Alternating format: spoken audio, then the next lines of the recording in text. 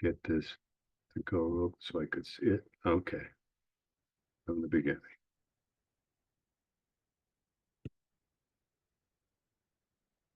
You see that? Yes. Very good. Well, good evening, people. I'm Marty Podskoch. I'm originally from Pennsylvania and got interested in fire towers and then went into the Civilian Conservation Corps.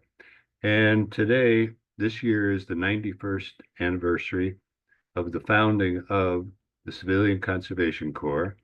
And last year, I gave 65 talks in 4 different states celebrating it. Uh, these are the books that I've done. I was a teacher in Delhi, taught reading, and then I got into the CCCs after I did the fire towers of the Catskills, the Adirondacks.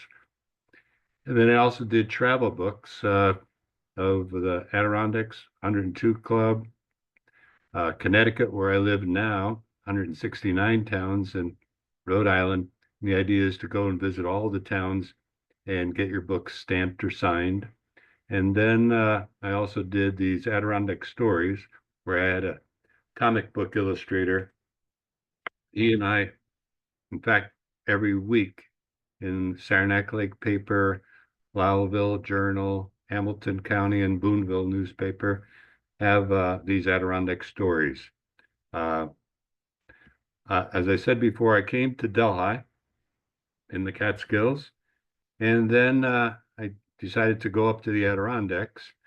And after I did the fire towers, I didn't know what to do. And somebody in Saranac Lake had all these photos about the CCCs. So I went from the men and women who were up in the fire towers and the forest rangers protecting our forests to the men who built up our forests, planting trees, building roads, etc., state parks. But it happened during the Depression, started in 1929, when 25% of the people were unemployed and people were just wandering around. We had so many of the boys that were in school dropped out at 8th grade, and they were just wandering the streets. People were lucky to get 1 meal a day. And then President Roosevelt was elected in 1932. When he became president in 33, he promised to proposed to create a civilian conservation corps, which he'd be doing things just like he did as a governor of New York State when he pushed for planting of trees. What he had to do too is once this law was passed, and it was called the Emergency Conservation Work Act.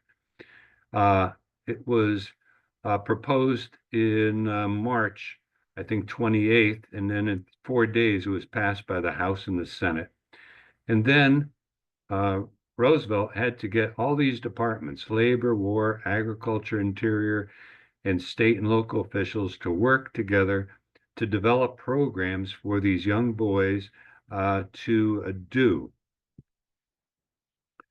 He chose the Army to be in charge of the boys that were chosen to be elected. Let's see if I missed anything. No, I didn't.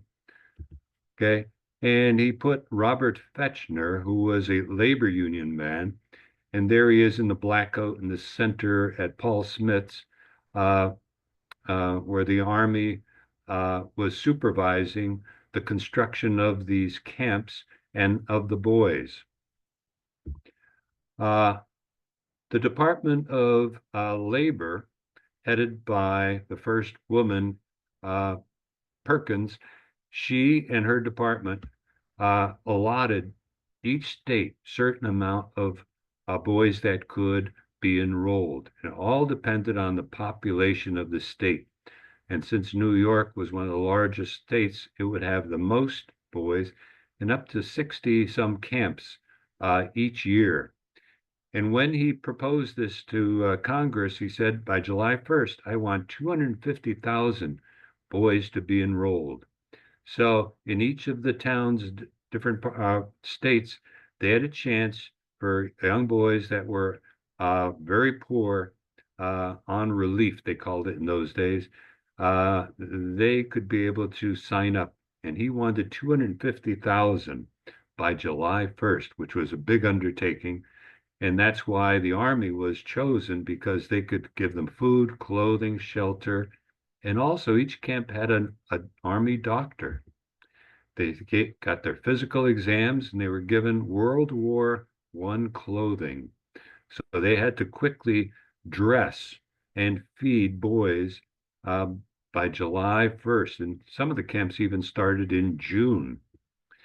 The physical requirements, uh, certain height, certain weight, but the interesting thing is they had to have lack of at least 3 serviceable natural masticating teeth above and below.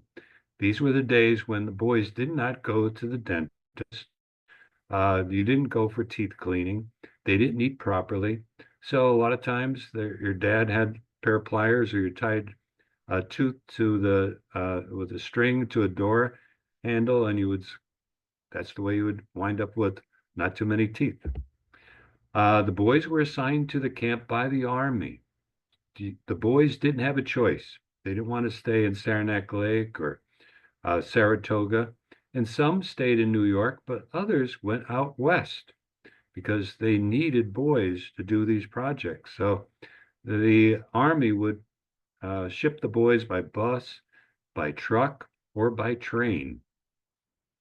Now, how many states, for some reason this up at the top, were there in 1933?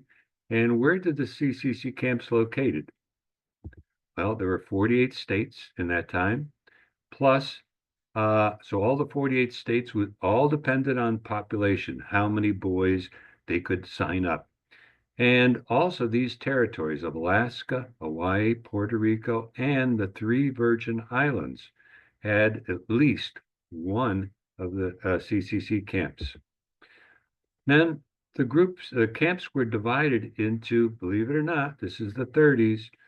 Are we prejudiced today? Well, imagine how prejudiced they were during the 30s. So New York State, Pennsylvania, and all the southern states, we had white camps and black camps. There was segregation, just like when the war started. The Army, the blacks were separated too. In New England, where I now live, Connecticut, Rhode Island, Maine, New Hampshire, and Vermont, they didn't have enough 200 boys to start a camp, so they were integrated. Then in 1932, we had the bonus army that came to Washington. They came and they protested. They wanted the bonus that they were promised by being in the war, but the government said you're not going to get it until 1945. So they came and protested. They set up their tents, and Hoover was the president. And what did he do? He called in the Army to drive them out, burn their huts, and don't come back. Some were shot. They had their families, some of them there. And so they came back again in 1933 with the new president, Roosevelt. Who did he send? Okay, well, there is what happened with 1932. He sent General MacArthur, aided by Eisenhower and Patton, who drove them out. Don't come back. So in 1933, new president, who does he send to listen to them? Eleanor. Eleanor drove up in her limousine, asked the veterans of World War I, hey, what's the problem? You don't have a job? Hey, she went back, told her husband, the president, now, if you're the president, do you want to have people rumbling and protesting? No, give them a job, okay? So he set up veterans camps. So in the Adirondacks, there was a veterans camp in Plattsburgh, who did Cumberland Bay, if you've ever been familiar with that, a state park. Brazier Falls, which is west of Malone, and Speculator for a year or two also had veterans of World War I, and some were even of the Spanish-American War. Just look at the picture of those guys. Okay. There was also a fifth type of camp, and that was the Indians, okay, Native Americans who stayed on their reservation and went home each day, and somewhere might have even been married. The boys were given now uniforms, clothes. Now they didn't have holes in their shoes, nice woolen blankets. Okay. So they had all the gear to keep them warm and also cool in the summer, winter, spring, and fall. Now, they received food, clothing, shelter, medical care, exercise, work ethic, discipline, and money. They received $1 a day, $30 a month, but the kicker was $25 went straight home to the parents. They had $5 spending money. So the boys, had everything they needed, a little bit of spending money because they had food, clothing, and shelter. The boys signed up for 6 months. So from, say, April till about October was a 6 month period. And then from October until April would be another 6 months. So they could stay up to 2 years, sign up 4 times, and stay in the CCC. And sometimes they stayed in one camp. Sometimes they went to different ones. Some got the choice. The captain said, hey, who wants to go to California? Who wants to go to Montana? So the boys would sign up, and by train, they would be shipped out. And there was their barracks. Okay. No insulation hardly. So imagine how cold it got there up in the North Country there. And some of them were built on log. So therefore, you had the cold air coming underneath, and they'd have 3 wood or coal stoves, and each one had a bunk. And so each of those barracks, too, had about 40 guys. There were 200 guys in each camp and 5 barracks. So you could just imagine the noise.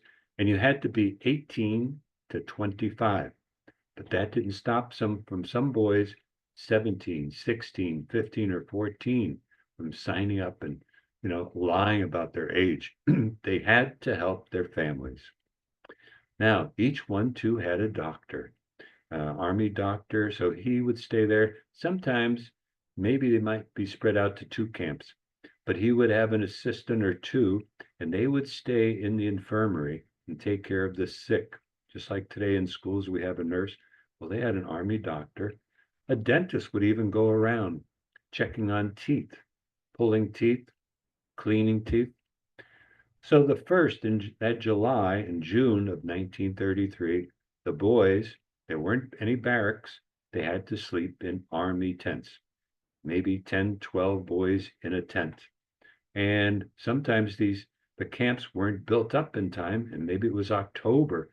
Could have been snowing up there by Saranac Lake, Fish Lake Pond there, or in Tupper Lake, and the boys had the stoves in the tent. The Army was in control. The captain was in charge, and he would have a junior officer, and you would have 5 barracks, and they would assign boys that would be leaders and assistant leaders. These leaders would be paid not $30, but $45 a month, because they had to help the captain keep order. Then they would also have assistant leaders. They got $36 a month. So this was all extra money, and they had to help. Sometimes some of the assistant leaders too would be working as clerks in the office, keeping track of the records. Some would work in the truck pool, keeping track of the trucks, maintenance, etc. Some would just be the cooks. And they finally found out during the 1933, hey, these boys, they're only 8th grade, 7th grade education. Let's hire an education advisor. So they would get guys that were just out of college, didn't have a job, and they would plan classes in the evening.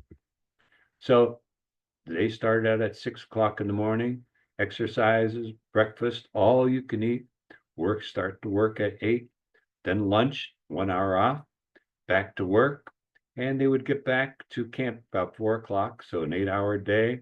They would have dinner at 6, then classes at 7 if they wanted to take them. The lights were out at 10, and then they would check to make sure they're there. Get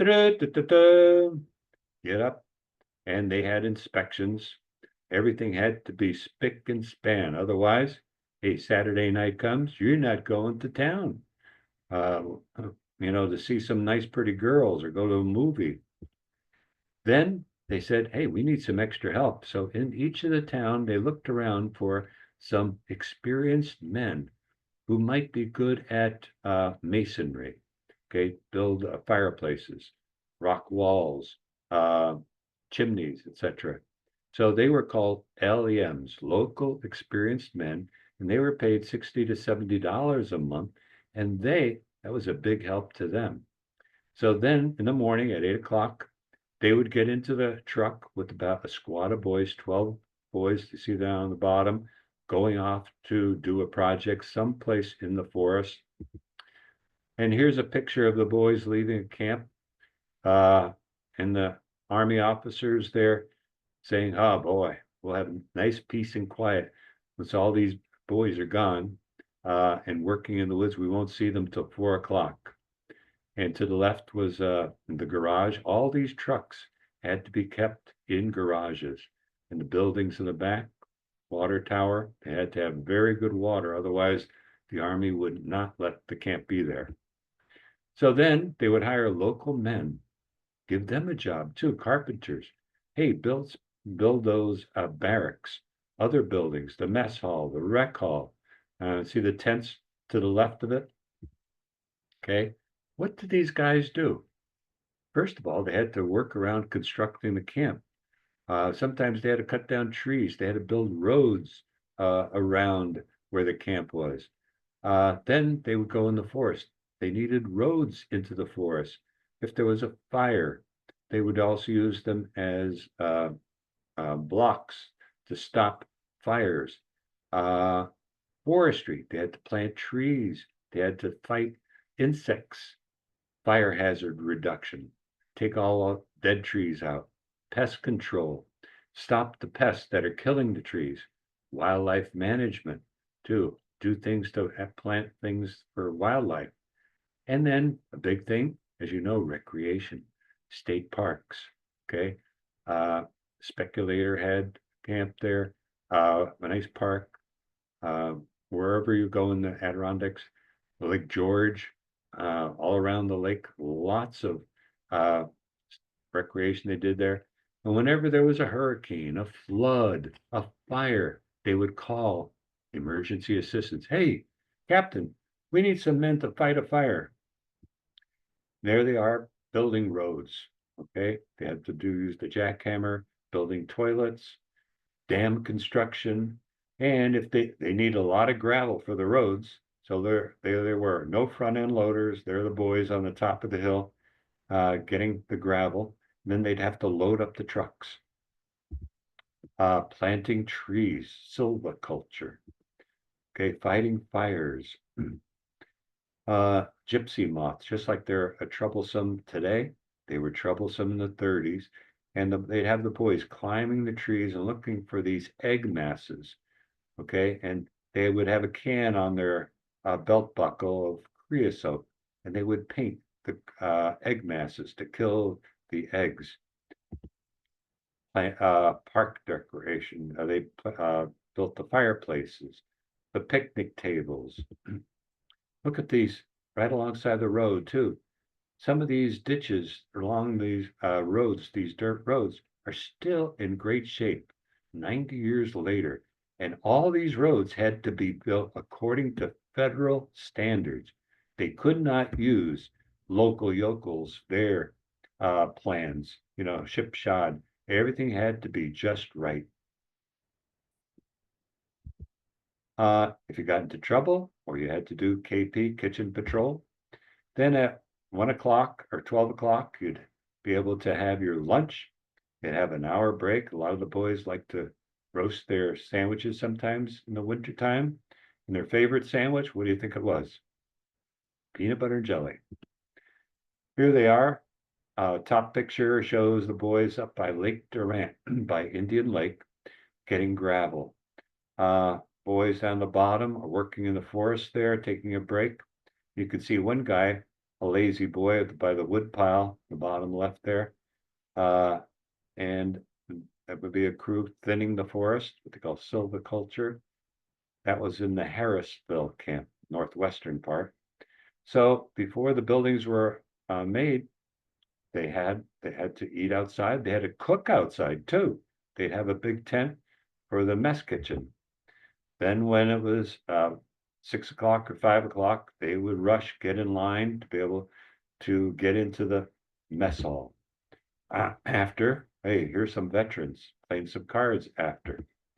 Or they would go back to their barracks, play some cards, talk about the girls that they hope to meet again down on Saturday night, how work was, maybe their baseball team, all different topics. Or they would just go to the rec hall, recreation hall. There's a big building with a nice fireplace, and towards the back is the canteen where the boys could buy cigarettes, pipe tobacco, soap, soda, ice cream. And they'd had a boy there who would be an assistant leader getting $36. His job was just to order things, and he'd be there in the evenings and on weekends selling. And they had a pool table, ping pong. There's the canteen. And then on weekends, they'd get together, bring some instruments to the camp, play, and they would sometimes hire bands, or the bands would play and have dances. Now you got to keep the boys busy, just like in high school they have sports. Well, these kept the boys busy on the weekends. Each CCC camp had a baseball team. They had a basketball team. Of course, they had to search for a place to play basketball. In the winter, it could be a Grange or could be a high school. And boxing was really popular. Most of these camps too had their own boxing ring. You know, somebody was in trouble or if somebody was arguing, captain say, okay, put the boxing gloves on. Or interstate competition. Sundays was the boys' choice. There was a day off. So they could be able to hop on a truck and go to the nearest church, Catholic church, Protestant church, or the chaplain might, a chaplain might come from the army. Some of these places in the wilderness, there weren't any churches or anything. Sometimes it'd be a traveling chaplain. The boys, they had to learn how to cook and cook for 200 plus all the officers and the LEMs and foresters. So maybe they had to do plan for about 225 meals, 3 times a day. These boys too, they had trucks. They had about 15 trucks for each camp. So these boys didn't have licenses, so they had to teach the boys how to drive, and they would get a certificate for their safe driving or whatever classes they took. And this would help them get a job. Look at the amount of trucks for each camp. These were Army trucks and the DEC, or conservation, that's what it was called, Conservation Department trucks. You could see one boy at each truck, the 15, so 15 of the boys out of the 200, their job was just to drive the truck and make sure it was kept well maintained. And one boy from the Adirondacks, he showed me, he had a little book that he kept reference of all the things that he was doing, so that when he left, he could go to a company that needed a truck driver. He said, look, here's my experience truck driving. So that the CCC was not only bringing money home to the parents and to the boys, but they were learning skills that would benefit them once they left the CCC. They could take mechanics class at nighttime. Education classes. Some boys just got their 8th grade diploma or their high school diploma, and they would get certificates. Each camp too had a camp newspaper. Look at the Adirondack Range. I think that was the Port Henry camp. Then there was a national newspaper called Happy Days. And this came out weekly. So, and it was news from all the 48 states plus the territories. And the camp newspaper usually came out once a month. Although the veterans camp, some of them had a daily newspaper because they were older guys and they could crank out a newspaper a lot faster than that. And most of the stuff too was a lot of who's going with who jokes, some projects that they're doing, guest speakers that were coming to camp. What did these boys accomplish? They built bridges. How many have been up Route 30? Okay, up the Screw, not Screw Lake, Sacandaga. Okay, there's the Sacandaga State Park there, and that there's a bridge. Look at the size of that bridge that the boys built over to the island so that we could get more campers over there. See the stonework? And imagine getting those big steel beams across. So road building was very important. Planting trees. And they planted billions of trees throughout the United States. Insects were killing these trees just like they're killing today. And the boys would go out. One of them was called blister rust. And they found out that blister rust, this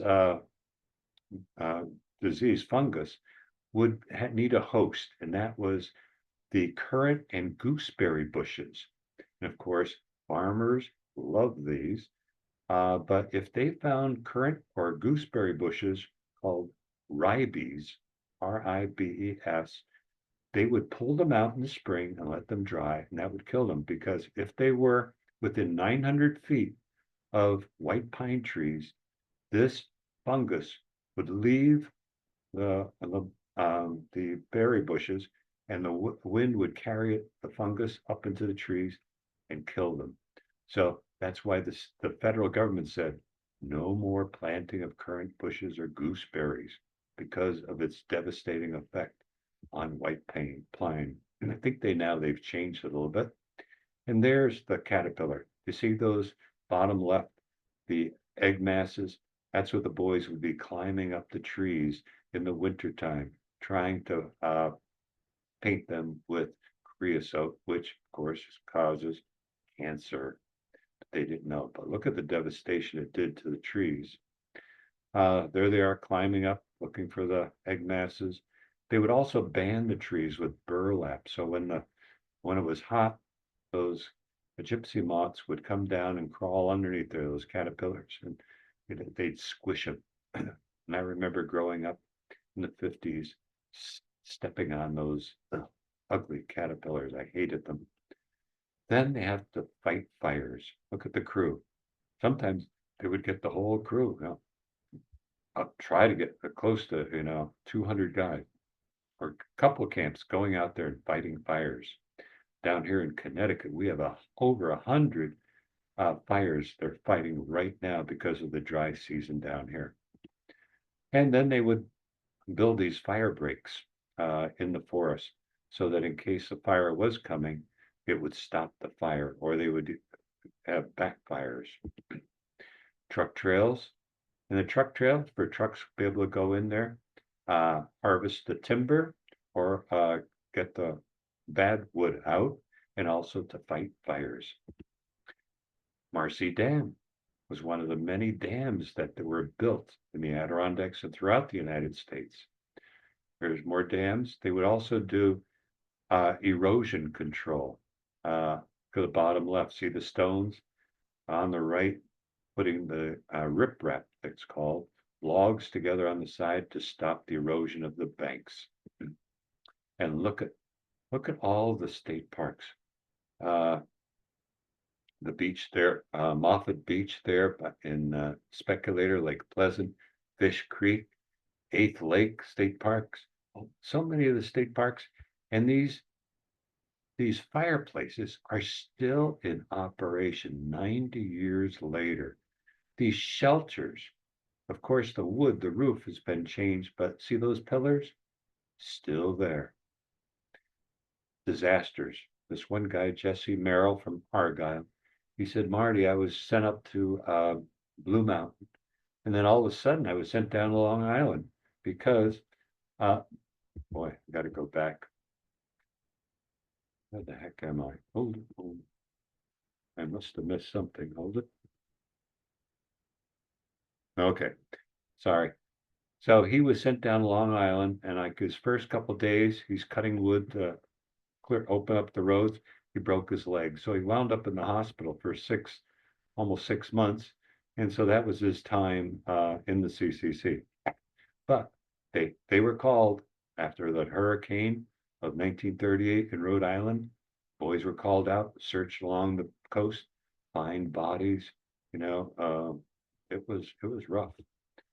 The major accomplishments of the CCC in New York: reforestation. A lot of farmlands was taken up by the government because farmers couldn't make it. Improvement in parks and forest areas. They worked on disease and insect pest controls. Over 220,000 young men were enrolled in the CCC, the largest number in the United States because they had the largest population. And like in Rhode Island, they only had 7 camps. In Vermont, they were only allowed 4 camps because of the small population. But they were able to barter and got up to 20 camps up in Vermont. And that's the book I'm working on right now.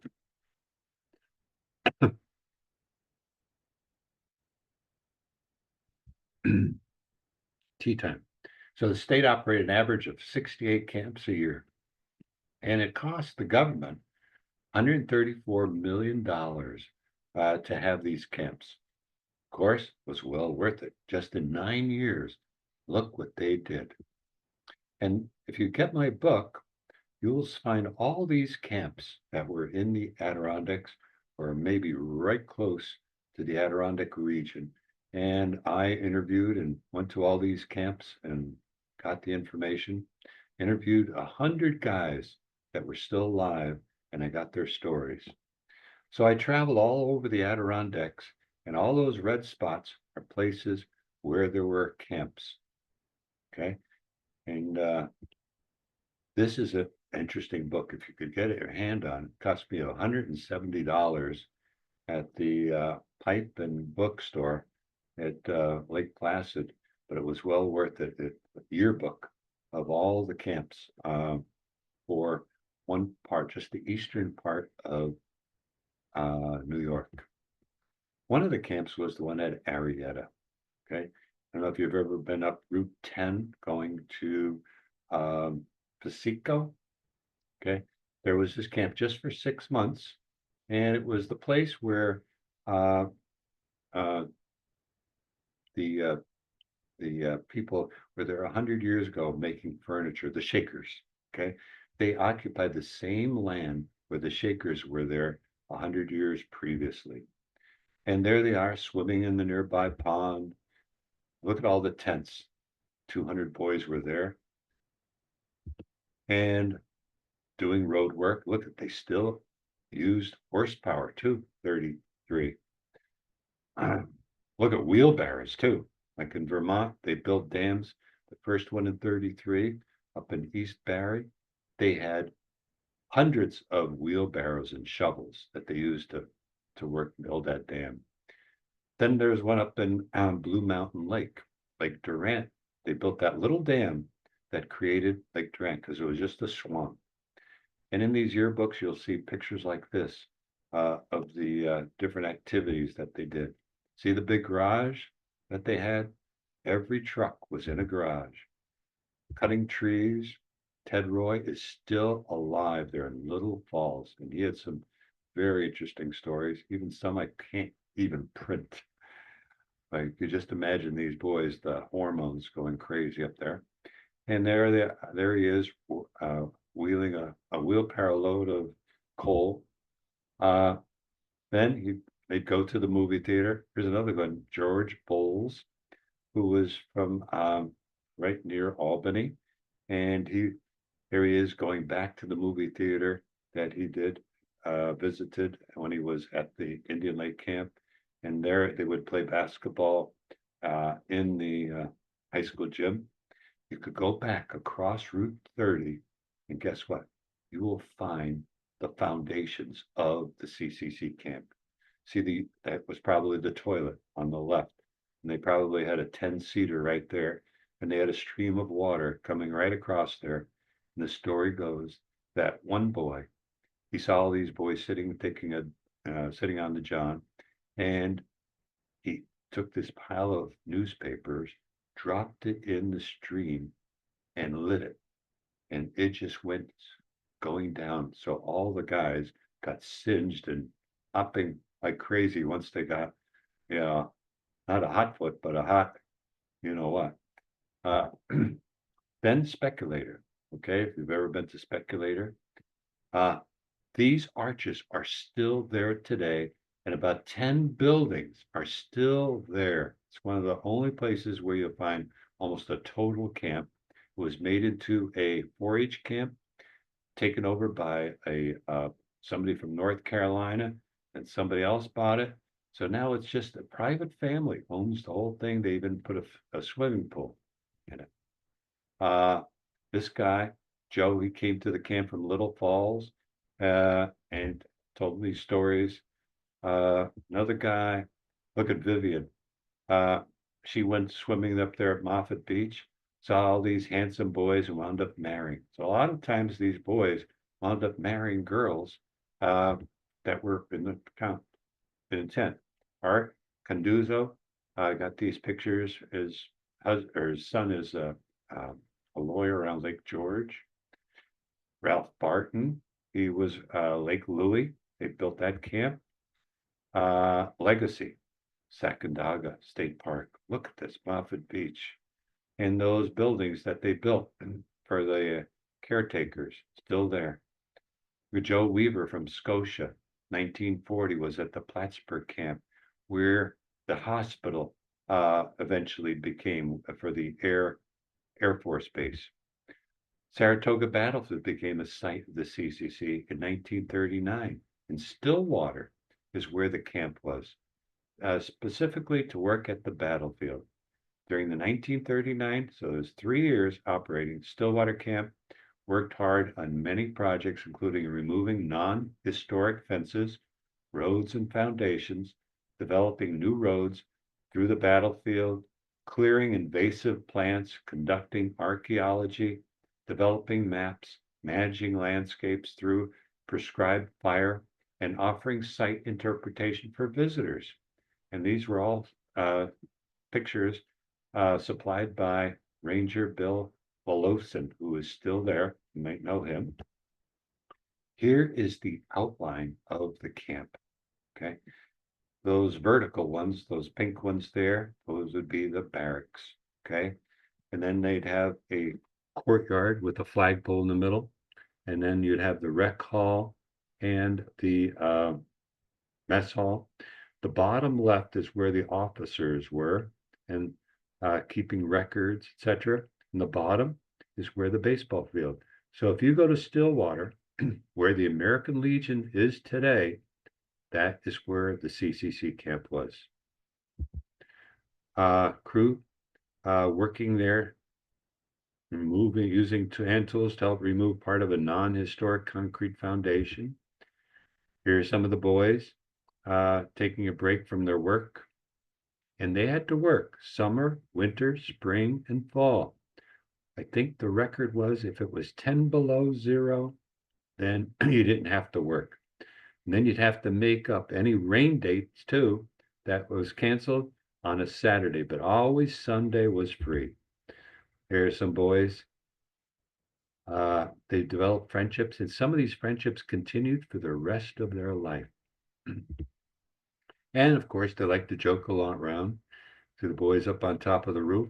And sometimes, maybe you had a boy that was snoring a lot or something. They would carry the boy. The one story is they carried the boy out in the snow.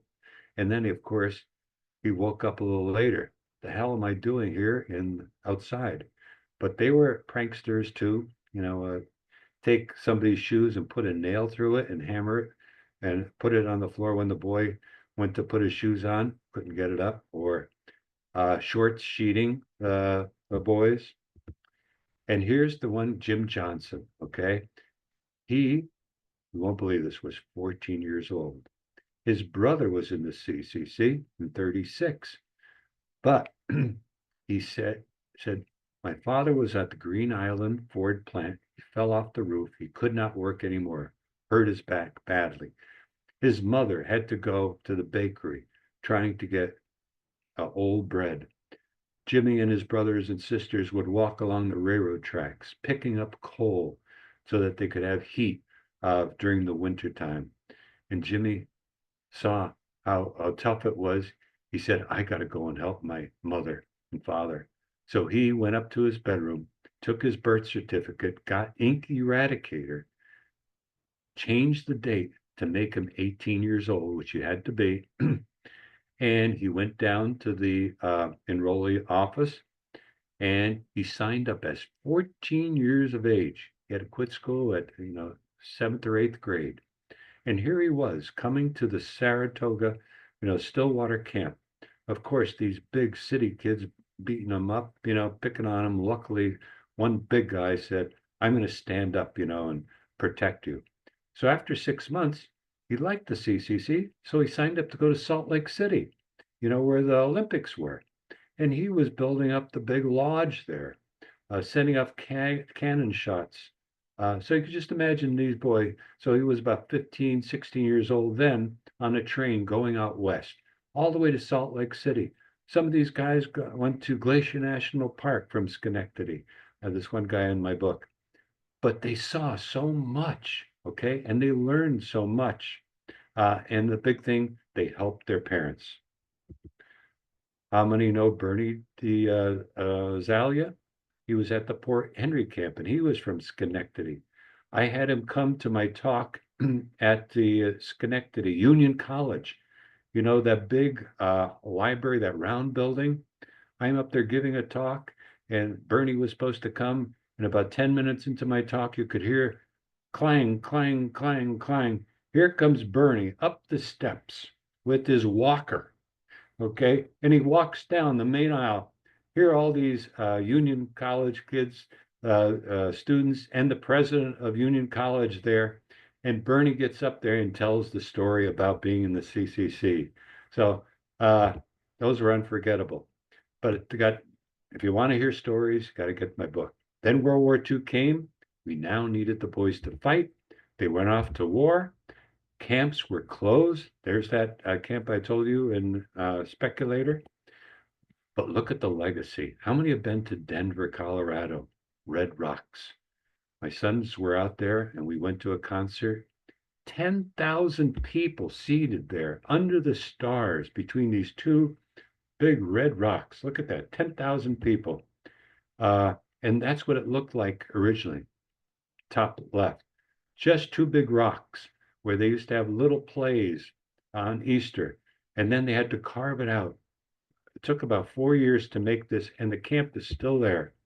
How many have been down to Virginia? Skyline Drive, built by the CCCs.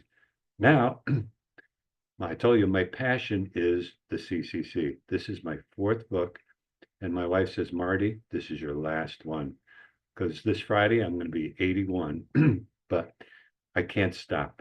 And all those pink and red things, those were all the 35 CCC camps, which gave 26 talks up there, and I'm now writing the book. There is a national organization called CCC Legacy, which you could look online. You could find information about the CCC camps, and you might want to join too. I was on the board for about 3 or 4 years. And it's based in Virginia, where the first camp was, Camp Roosevelt. And they have a CCC newspaper comes out. So for $20 a year, you could get that. How about buying a book? Great Christmas gifts. Okay. I've got the Catskills, Fire Towers, my Adirondack Stories, if you like stories illustrated, sort of like Believe It or Not, and my travel book to try to get people to visit all the 102 towns. If you get to visit all of them, you get the Vagabond Award at a luncheon. We just were at Garnet Hill in October, up on top of that hill, having a luncheon there. giving out awards. So every year we go to a different town, and it's a passport book that I got from my sister-in-law who taught art at Clifton Park's name is Sally Way. And she says, Marty, why don't you make it a passport book? So that's what I had local people write a little history and interesting places to visit in each of the town. And you keep track and try to visit them all. And sorry for the upside down, but this is my family. How that happened, I will not know. When I was doing this, it was okay. But if you turn sideways, in red is my wife, Lynn, who puts up with me. And to the left is Ferdinand, my son married a doctor from Bolivia. And then the next row we have on the right, we have little Luke and Jenna, the mother, Matthew, who married Ferdinand. And then to the left is Matt Roloff, who's from Maine, and he married my daughter, Christy, who's in the last row. And she has two daughters right below her with glasses, Kira and Lydia. And to the left of Christy is my son, Ryan, who lives in Reading and has three kids, married to Jenna. And way over by Matthew's hat is Lily, and Anna is under Christy, and my Aunt Phyllis. So I'd like to thank you very much for having me. And now, if we have any questions. What do I do, Coach? Marty, thank you. Thank you very much. Those photographs were incredible. Jeffrey just put something there in chat, just mentioned the Five Rivers Environmental Center in Delmar. That was another CCC construct, I believe. I don't know about that one because I concentrated on mostly the Adirondacks. Okay. I've been to a couple other ones where I've given talk and I've done research, but that one, I don't have any evidence on this. That's that one. Yeah, it's obviously further south. Okay.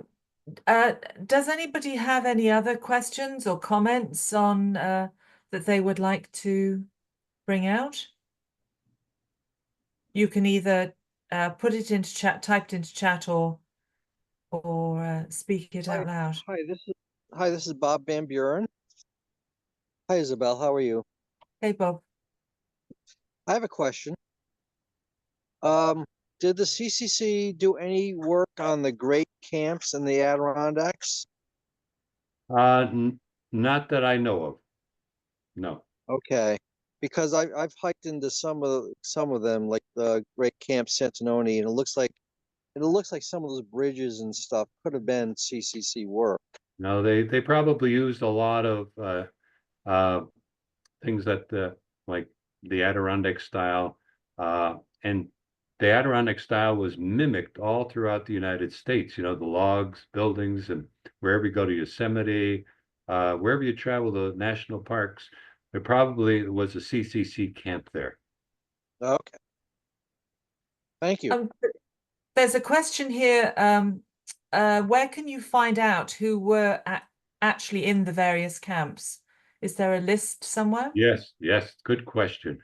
If anybody is wanting to find, the Army was in charge, so they have all the records, and it's in St. Louis.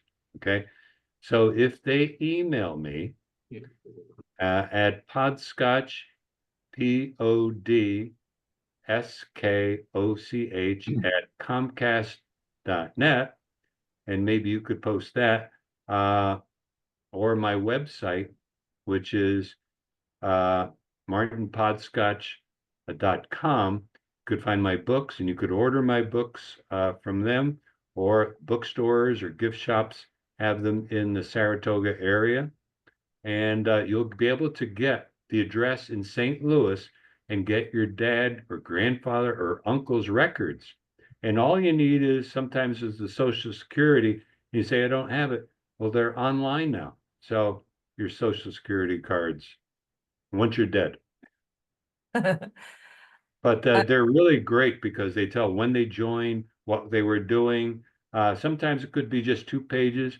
One guy sent for his uncle who died at the Bolt Landing camp, And it turned out that they had maybe about 20 pages because he was sent to the Glens Falls Hospital and he had pneumonia.